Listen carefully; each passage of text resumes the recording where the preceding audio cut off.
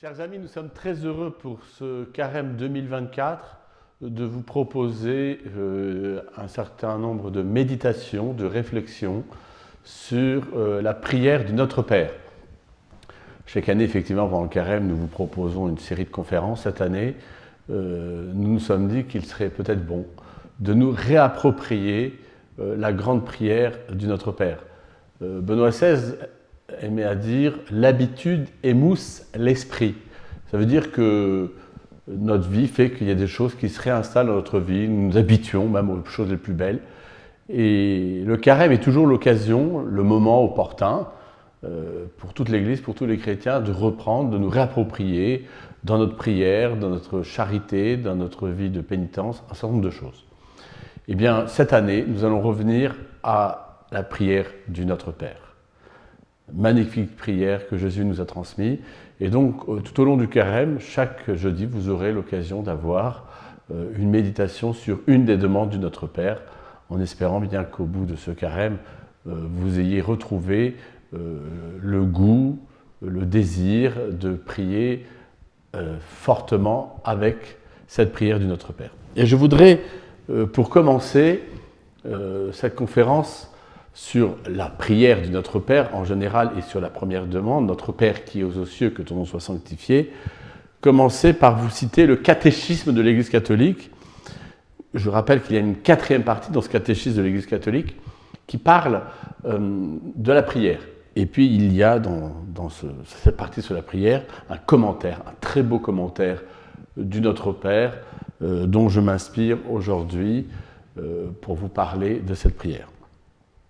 La prière du Seigneur notre Père. Un jour, quelque part, Jésus priait. Quand il eut fini, l'un de ses disciples lui demanda « Seigneur, apprends-nous à prier, comme Jean l'a appris à ses disciples. » C'est en réponse à cette demande que le Seigneur confie à ses disciples et à son Église la prière chrétienne fondamentale. Saint Luc en donne un texte bref de 5 demandes. Saint Matthieu, une version plus développée de 7 demandes. C'est le texte de Saint Matthieu que la tradition liturgique de l'Église a retenu. Notre Père, qui es aux cieux, que ton nom soit sanctifié, que ton règne vienne, que ta volonté soit faite sur la terre comme au ciel. Donne-nous aujourd'hui notre pain de ce jour. Pardonne-nous nos offenses, comme nous pardonnons aussi à ceux qui nous ont offensés. Et ne nous soumets pas à la tentation, mais délivre-nous du mal. Et le catéchisme de l'Église catholique nous rappelle que la prière de notre Père, c'est le résumé de tout l'Évangile. Le raison dominicale est vraiment le résumé de tout l'Évangile. Chacun peut donc adresser au ciel diverses prières selon ses besoins, mais en commençant toujours par la prière du Seigneur, qui demeure la prière fondamentale. Vous voyez, l'expression traditionnelle, l'oraison dominicale, c'est-à-dire prière du Seigneur, signifie que la prière à notre Père nous est enseignée et nous est donnée par Jésus. C'est beau de se rappeler que des millions d'hommes et de femmes, depuis des siècles, en cherchant Dieu, ont adressé des prières à Dieu. Et nous, chrétiens, nous avons cette grâce extraordinaire d'avoir une prière qui nous a été donnée par Jésus lui-même. Il est bon de se le rappeler au début de ce carême et en commençant à réfléchir sur la prière de notre Père, que cette prière est un don de Jésus.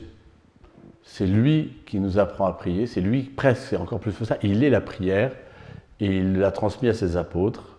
Cet évangile-là que je viens de lire nous le rappelle. Mais déjà en se disant, c'est vrai, quelquefois nous cherchons des prières, nous essayons de développer des textes, nous cherchons des belles prières, et elles le sont, mais n'oublions jamais que rien, absolument aucune prière ne remplacera cette grande prière, la prière du Seigneur, la prière qui vient du Seigneur.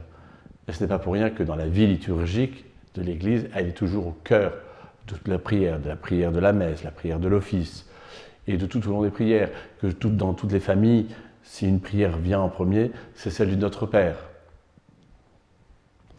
Et en commençant cette réflexion sur la prière et de se rappeler que, puisque le carême est un temps de prière, c'est-à-dire un temps de demande à Dieu, cet élan du cœur jeté vers Dieu, comme disait Thérèse de l'Enfant Jésus, en reprenant cette prière du Notre Père, nous nous rappelons que, puisqu'elle nous a été donnée par le Seigneur, chacun des mots, des demandes, va nous rappeler quelque chose de fondamental sur l'exercice de notre prière. La première chose que je voudrais rappeler, et que le catéchisme rappelle au numéro 2279 du catéchisme, quand il est question justement de cette prière, il est dit la chose suivante. Avant de faire nôtre ce premier élan de la prière du Seigneur, il n'est pas inutile de purifier humblement notre cœur de certaines fausses images de ce monde d'ici. L'humilité nous fait reconnaître que nul ne connaît le Père si ce n'est le Fils, et celui à qui le Fils veut bien le révéler, c'est-à-dire au tout petit. La purification du cœur concerne les images paternelles ou maternelles, issues de notre histoire personnelle et culturelle, et qui influencent notre relation à Dieu. Dieu, notre Père, transcende les catégories du monde créé. Transposer sur lui encore, contre lui nos idées en ce domaine serait fabriquer des idoles à adorer ou à battre. Prier le Père, c'est entrer dans son mystère tel qu'il est et tel que le Fils nous l'a révélé. L'expression Dieu le Père n'a jamais été révélée à personne. Lorsque Moïse lui-même demanda à Dieu qui il était, il entendit un autre nom. À nous, ce nom a été révélé dans le Fils, car ce nom implique le nom nouveau de Père. Vous voyez, c'est important de se rappeler que cette prière du Notre Père commence justement par Père. Avec tout ce que cela veut dire. Donc la grande révélation chrétienne, c'est quand même Jésus qui nous dit qu'il est Fils et que Dieu est Père. Dire ça, ça veut dire que Dieu nous a aimé le premier. Dire ça, ça veut dire que quand je dirais Notre Père, c'est d'abord une prière d'adoration avant d'être une prière d'invocation. C'est une prière d'adoration qui veut dire que je rappelle, et Jésus va nous l'enseigner, que nous aussi, nous sommes désormais fils. Et là, j'en viens dans la prière de Notre Père qui nous est transmise particulièrement le jour du baptême, quelque chose sur le rapport à la grâce. Vous voyez, dans la tradition orientale, la question de la grâce est d'abord vue d'un point de vue positif, c'est-à-dire du point de vue de la grâce, c'est-à-dire le don de Dieu qui nous sauve, nous divinise, nous rend fils dans le Fils. C'est ce qu'on appelle la grâce d'adoption filiale. Alors qu'en Occident, plus tard, on va plutôt voir la grâce par rapport au péché. Mais je pense que c'est important, là, de se dire que quand nous rentrons dans la relation à Dieu, ce n'est pas d'abord comme des pécheurs, même si nous y reviendrons à la fin du Notre Père, mais c'est d'abord comme des fils et des filles de Dieu. Et donc dire que nous sommes des fils et des filles de Dieu, et recommencer cette prière en disant « Notre Père », cette grande révélation, c'est une révélation inouïe, avec tout ce que cela veut dire, de dire que Dieu nous a aimés le premier, que Dieu est notre Créateur, que Dieu est notre Sauveur, que Dieu est celui qui nous a aimés le premier. Donc quand on dit « Notre Père », nous voyons bien qu'en fait cela apporte une sécurité, apporte une certitude dans la foi, évidemment, inimaginable, inouïe. Thérèse d'Avila, lorsqu'elle commençait cette prière, quelquefois n'arrivait même pas à aller plus loin que Notre Père, parce qu'en disant Notre Père, elle avait comme tout dit. Elle s'était remise devant le mystère de la présence. Vous voyez, il y a l'idée que la prière de Notre Père est une prière d'adoration avant d'être une prière d'imploration. C'est important de se rappeler qu'il y a dans cette prière d'adoration quelque chose qui élève mon cœur, mon âme, mon esprit, j'y reviendrai tout à l'heure, qui est assez fondamental. Et en me posant et en disant « Notre Père », évidemment il est question du Fils et de celui qui nous permet de crier « Abba, Père », l'Esprit Saint. Vous voyez, dans cette prière du Notre Père, nous sommes mis dans la révélation, c'est-à-dire Jésus qui est venu parmi nous nous dire qui était Dieu, qu'il était le Fils du Père, en nous donnant l'Esprit. Nous voyons bien que nous rentrons mystérieusement dans la prière de notre Père, dans la présence en Dieu Trinité, Père, Fils, Esprit. Vous voyez, ce n'est pas un concept parmi d'autres, c'est la grande réalité, c'est la grande vérité dont nous faisons l'expérience, et ce n'est pas une histoire intellectuelle, d'abord c'est une histoire de vie, c'est une histoire existentielle. Lorsque je dis Notre Père, je dis le Notre Père avec Jésus, qui nous l'a enseigné, qui est venu parmi nous, nous élever notre regard pour qu'avec lui nous tournions vers le Père. Et ce qui nous permet de dire Notre Père, c'est l'Esprit qu'il nous a donné. L'Esprit qu'il a comme donné le jour de sa mort et de sa résurrection. Il a livré son Esprit, il nous a donné l'Esprit que nous avons reçu le jour de notre baptême. C'est beau de se rappeler que nous sommes des fils et des filles de Dieu. C'est beau de se rappeler que Dieu est notre Père. Et que nous allons ensuite être appelés dans notre vocation, et nous verrons dans la prière, dans sa dimension missionnaire, d'aller annoncer à nos frères et sœurs qu'ils ont aussi un Père qui est notre Père à chacun d'entre nous. Et j'en arrive maintenant, puisque je parlais du Père, mais à la deuxième expression, puisque nous disons, là aussi nous sommes habitués, notre Père. Le nôtre est assez important, c'est même fondamental. J'aurais pu dire votre Père ou mon Père, et le fait que nous commençons cette prière par notre Père, nous y voyons bien plusieurs choses qui sont dites. D'abord, nous pouvons dire notre Père parce que c'est Jésus, qui est d'abord le Fils, qui nous a donné par la grâce la possibilité de devenir des fils et des filles adoptifs. Et donc, d'une certaine manière, de rentrer dans quelque chose de plus grand que nous, donc le Notre Père. Et évidemment, nous y voyons tout de suite, dans cette prière de Notre Père, la prière de toute l'Église. En étant baptisés, nous rentrons dans le mystère de l'Église. Nous rentrons dans le peuple de Dieu, le peuple des fils et des filles de Dieu.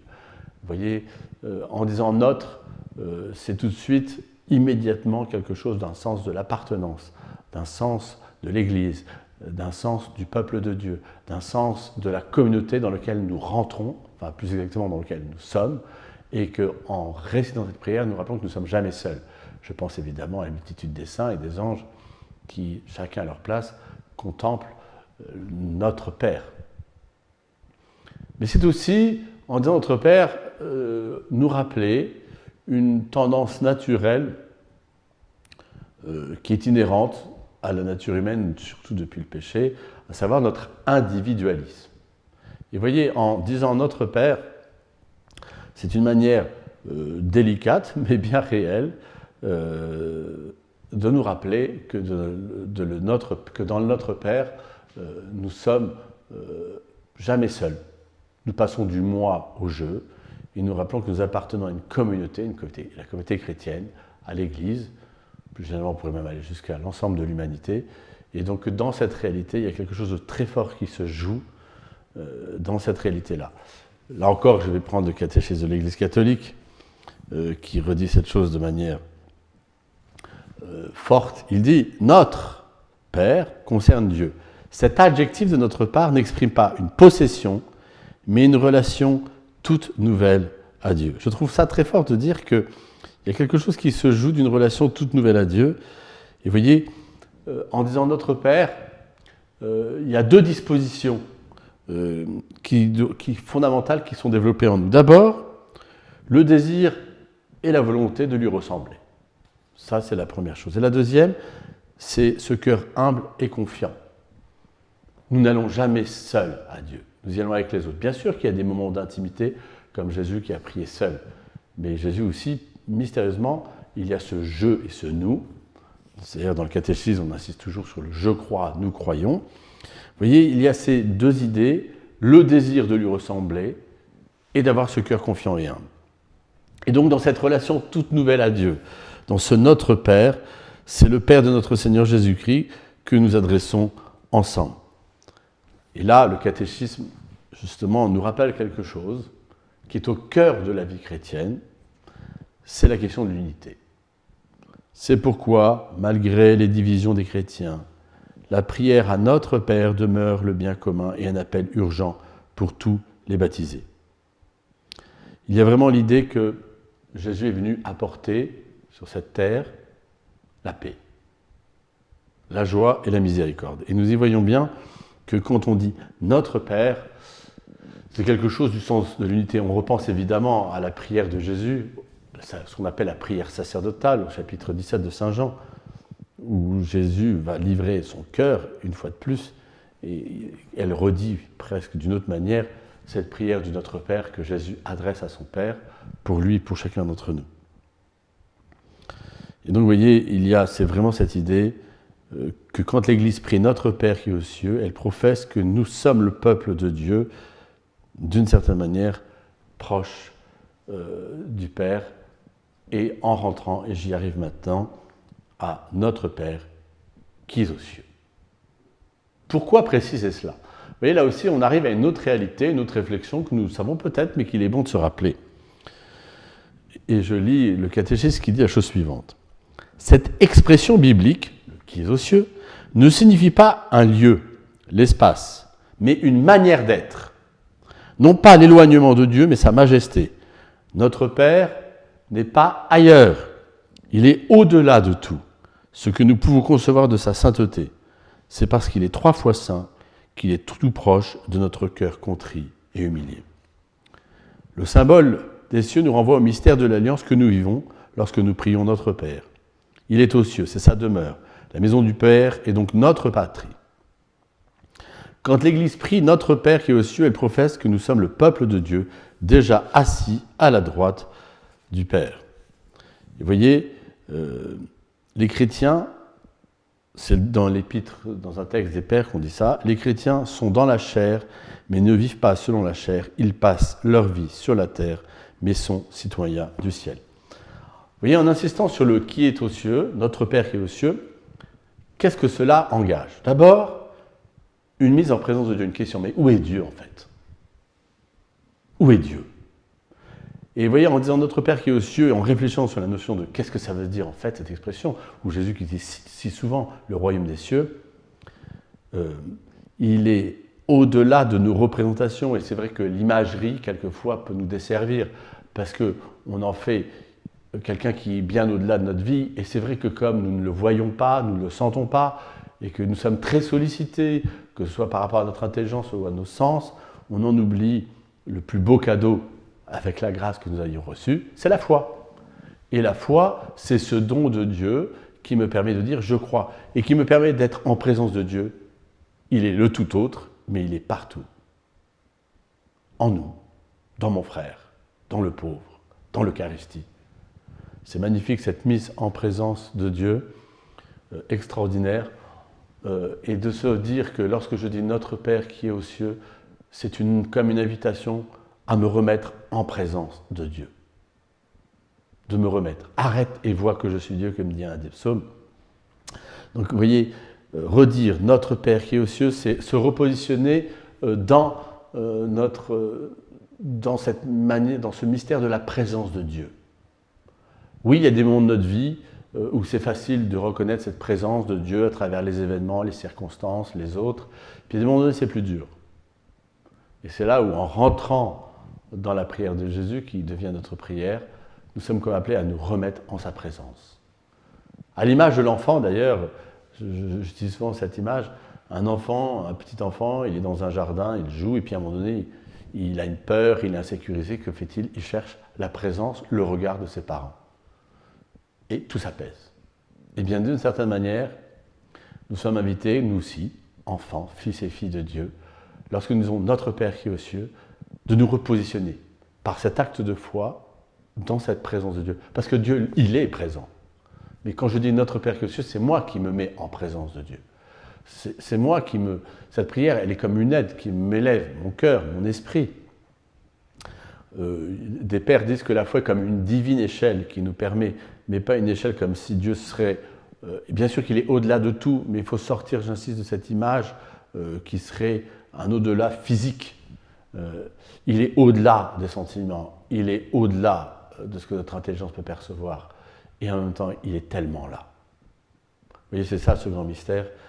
C'est une manière de fixer notre esprit, d'une certaine manière sur l'essentiel. Et j'en profite pour dire que ce don de la foi, ce don de la grâce, bien sûr que nous pouvons à certains moments donner le ressentir, parce que c'est une grâce particulière. Bien sûr qu'à certains moments, nous avons besoin, il y a comme des clartés, des lumières sur la foi, grâce à l'Esprit Saint et à notre ange gardien, qui souvent nous donne des impulsions, des lumières intellectuelles, comme pour percevoir, goûter quelque chose.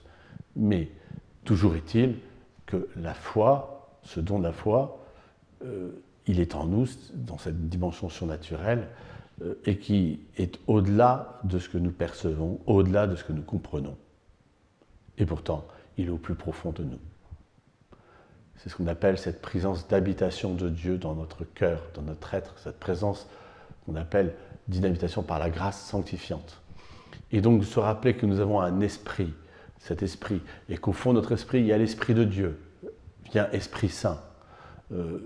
C'est lui qui nous fait, comme dit saint Paul, je vous invite d'ailleurs à relire ce chapitre 8 de l'Épître aux Romains, où il est dit que l'esprit gémit en nous en des gémissements ineffables. Et donc oui, dans nos vies où quelquefois nous sommes dans la joie et nous pouvons rendre grâce à Dieu, notre Père, et il y a des moments donnés où on se sent seul ou abandonné, nous sommes appelés par cette prière du Notre Père à revenir dans le grand axe. D'ailleurs, je rappelle cette chose importante. Jésus, vivant au milieu de nous, lorsqu'il vivait des événements heureux ou douloureux, commençait toujours à se retourner vers son Père. Bon, quand c'était un événement heureux, que Jésus dise « Père, je te rends grâce », cela semble assez naturel. Mais quand on voit Jésus apprendre la mort de son ami Lazare, quand il voit Jésus saisi de compassion devant cette foule qui a faim, quand on voit Jésus devant la détresse des hommes, avant de faire quoi que ce soit, commence toujours par dire « Père, je te rends grâce ». Si ce n'était pas Jésus qui disait ça, ce serait choquant. Bien sûr que les saints l'auront dit après.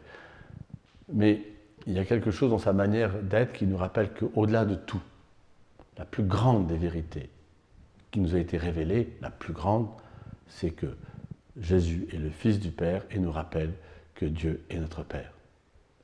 Bien sûr que cela ne va peut-être pas régler toutes nos difficultés, nous aider à tout vivre, mais en tout cas, dans le Seigneur, en Jésus, avec Jésus, si nous vivons dans cet esprit du Notre Père qui est aux cieux, alors Jésus pourra nous faire vivre et traverser cette épreuve que nous vivons peut-être en ce moment avec lui. Une maladie, un pardon, une épreuve, une difficulté.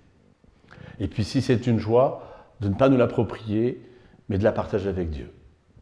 Vous voyez qu'en disant « Notre Père qui est aux cieux », dans cet acte de foi, évidemment, c'est tout on le fait instinctivement, mais je le rappelle aujourd'hui, dire « Notre Père qui est aux cieux », c'est une manière de rappeler que nous ne pouvons pas dire sans la foi, et la foi s'exprime à travers ce « Notre Père qui est aux cieux ». Vous voyez, il y a déjà, dans ce que je viens de dire, quelque chose de fondamental qui contient presque tout. Et puis nous allons maintenant passer, après avoir dit « Notre Père qui est aux cieux », au fameux cette demande. Alors évidemment, aujourd'hui, je ne parlerai que de la prière, que de la première des demandes. Le catéchisme de l'Église catholique, toujours, lorsqu'il est question de cette demande, dit la chose suivante. Après nous avoir mis en présence de Dieu, notre Père, pour l'adorer, l'aimer et le bénir, l'esprit filial fait monter de nos cœurs 7 demandes, 7 bénédictions. Les 3 premières, plus théologales, nous attirent vers la gloire du Père. Les 4 dernières, comme des chemins vers lui, offrent notre misère à sa grâce. L'abîme appelle l'abîme, comme dit le psaume 42. La première vague, donc la vague des 3 premières demandes, nous porte vers lui, pour lui. Ton nom, ton règne, ta volonté. C'est le propre de l'amour que de penser d'abord à celui que nous aimons. En chacune de ces 3 demandes, nous ne nommons pas, mais c'est le désir ardent, l'angoisse même du Fils bien-aimé pour la gloire de son Père. Que soit sanctifié, que vienne, que soit faite. Ces 3 supplications sont déjà exaucées dans le sacrifice du Christ Sauveur, mais elles sont tournées désormais dans l'espérance vers leur accomplissement final, tant que Dieu n'est pas encore tout en nous. Vous voyez, et donc j'en arrive maintenant à cette première demande que nous allons commenter maintenant. Que ton nom soit sanctifié. Là aussi, si nous prenons le temps de nous arrêter, instinctivement, qu'est-ce que ça veut dire que de sanctifier le nom de Dieu? Dieu est déjà le Saint, il est le Dieu 3 fois Saint. Qu'est-ce que ça veut dire que ton nom soit sanctifié? Je vous cite le catéchisme qui, au numéro 2807, dit la chose suivante. Le terme sanctifié doit s'entendre ici, non d'abord dans son sens causatif, Dieu seul sanctifie, rend saint, mais surtout dans un sens estimatif. Reconnaître comme saint, traiter d'une manière sainte.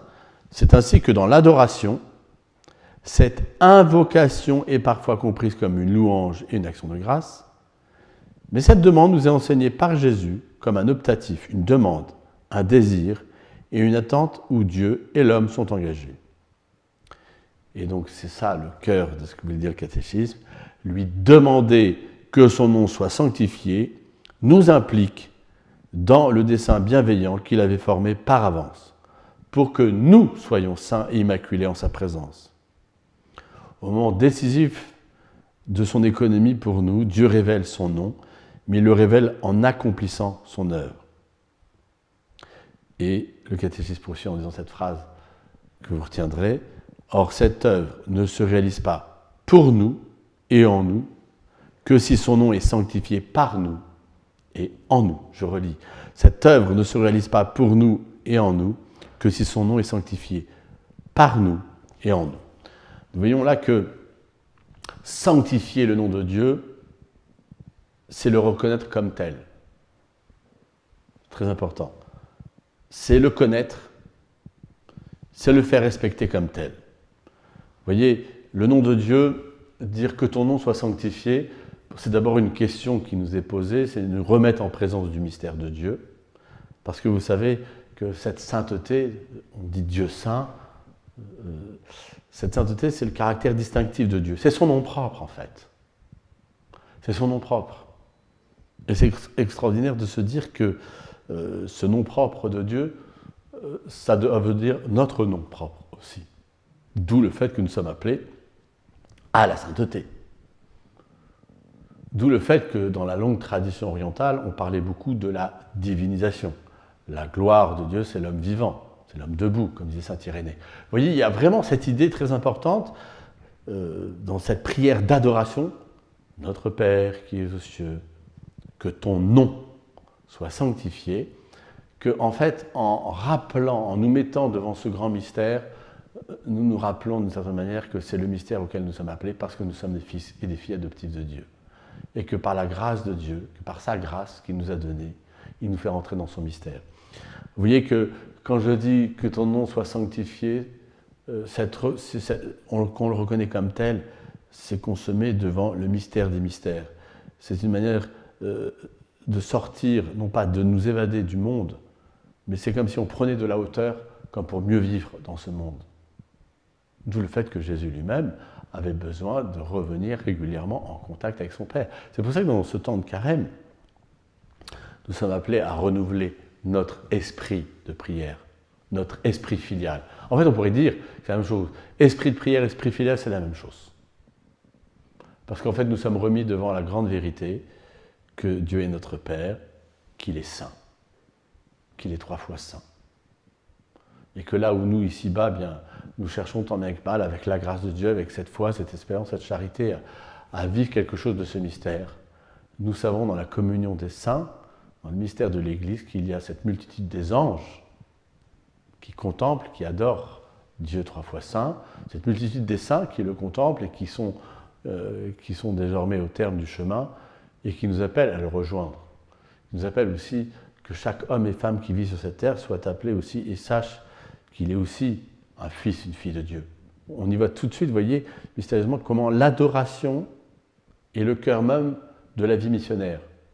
Parce que lorsque je fais cette expérience spirituelle, lorsque je goûte spirituellement, et puis si Dieu le permet quelquefois par grâce, que je ressente que je suis un fils ou une fille aimé de Dieu, alors cette certitude, cette consolation qui apporte tout, ne règle évidemment pas tout, mais qui me structure, eh bien en fait j'ai envie de la partager, parce que comme Jésus le dit, c'est pas mon Père, c'est notre Père.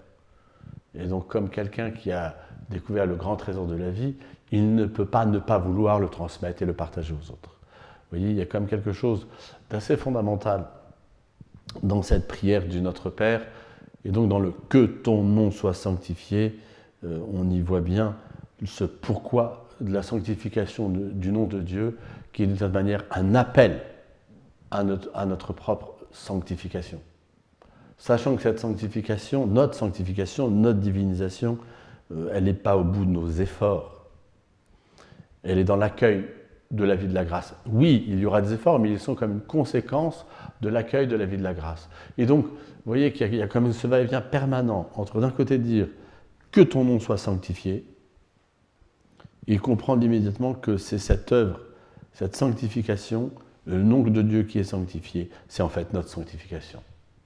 On y voit bien, d'une certaine manière déjà, presque le tout du mystère de l'amour de Dieu, le tout d'un amour qui veut nous déployer et nous développer complètement.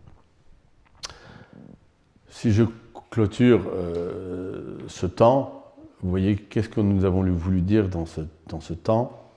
Eh bien, nous rappeler d'abord l'importance, et je l'espère avoir un peu amorcé ce mouvement, de nous rappeler la beauté, la grandeur de cette prière si belle. Alors ne culpabilisons pas, c'est pas grave.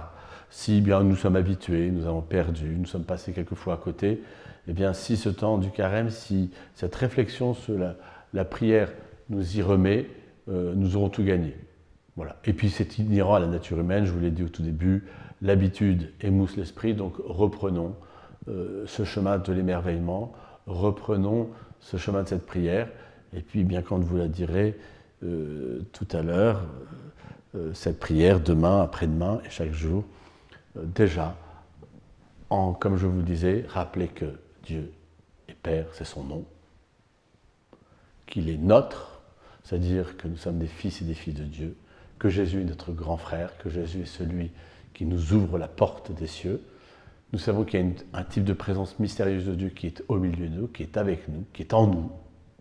C'est le « qui est aux cieux ». Et puis, avec cet appel, dans le « que ton nom soit sanctifié », à nous rappeler que comme fils et filles de Dieu, notre vocation justement, c'est cette divinisation, cette sanctification, qui est un déploiement de la grâce de notre baptême. Merci de votre attention.